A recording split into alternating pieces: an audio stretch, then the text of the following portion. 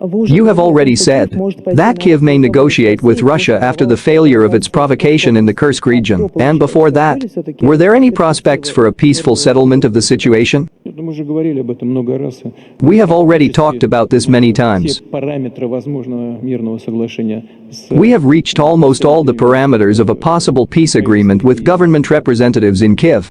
We have agreed on everything. Moreover, the head of the negotiating delegation, and he still heads the faction of the ruling party in the Rada, in parliament. He signed these agreements. Yes, there were still some things that needed to be finalized. But in general their visa is there, it is a document. Then Mr. Johnson arrived, as you know. The British authorities do not deny this, they confirm it. He arrived and gave the Ukrainians instructions to fight to the last Ukrainian, which is what is happening today, with the goal of achieving a strategic defeat of Russia. They are not succeeding. And the Ukrainian authorities publicly stated that if they had followed what we had agreed upon with them, if they had not listened to their masters from other countries, the war would have stopped long ago, but they took a different path. Now we see the result. Are we ready to negotiate with them? We have never refused to do so, but not on the basis of some ephemeral demands, but on the basis of the documents that were agreed upon and actually initialed in Istanbul. Is there an understanding of which country could become a mediator country this time? If negotiations take place in the future, well, we respect our friends, partners, who, as I believe,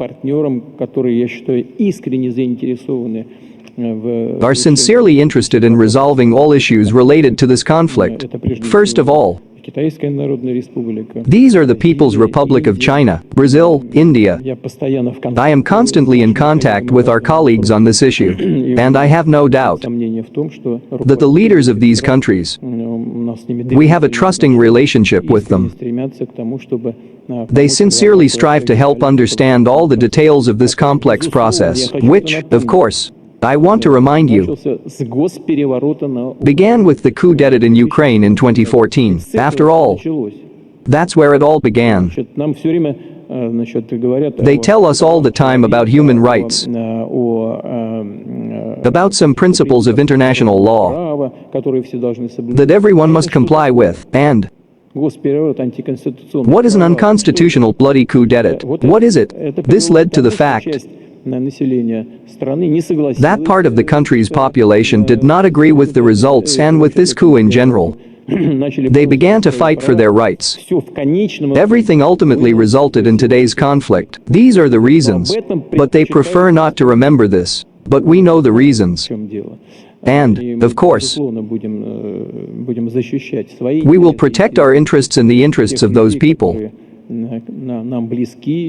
who are close to us and who are the bearers of the Russian language, Russian culture, Russian traditions, which, by the way, our guest today spoke about very vividly. Vladimir Vladimirovich, we all understand perfectly well that, in general, and you have just noted this, negotiations are possible not directly with Kiev, but with its western curators. But in the event of negotiations, do you think we can trust them in the future? After all, if you look even at historical facts, Russia has been deceived, probably, more than once. These include the issues of NATO expansion to the east and the Minsk agreements. We did not violate them. Have we drawn conclusions? You understand. What other way is there? Yes, we understand who we are dealing with. These are people who do not value, who treat the interests of other countries and peoples without any respect. Such people, unfortunately, exist. They easily violate all the obligations they have taken on, even sign documents. But what can we do? We just need to look for such forms and such guarantees that would at least somehow, to some extent, work.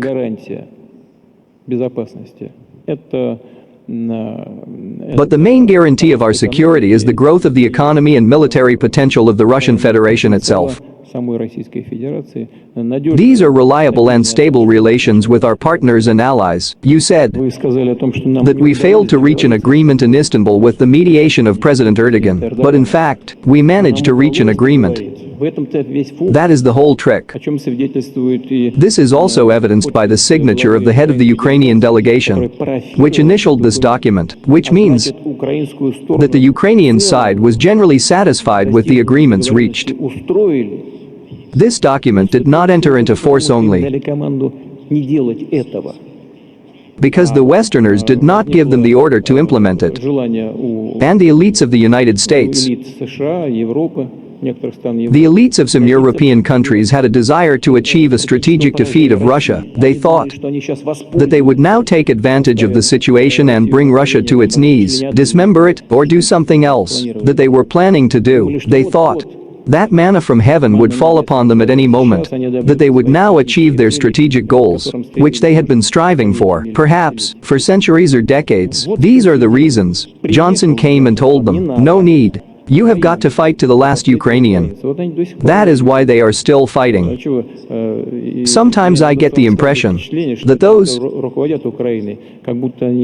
who govern Ukraine are as if they are aliens or foreigners. In fact, they simply do not think about anything. No, I'm serious. You understand, they have colossal losses. What will they do next? I don't even understand.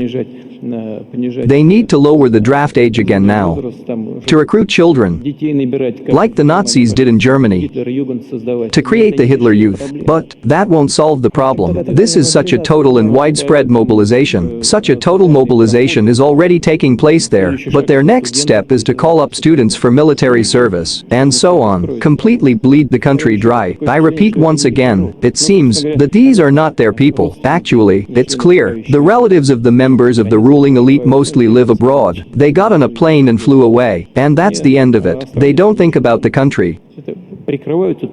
They only hide behind nationalist slogans. That's all. They are fooling people. But, I repeat once again, if they really have such a desire to negotiate, then we will not refuse. But on the basis of those agreements that were reached and recorded in Istanbul,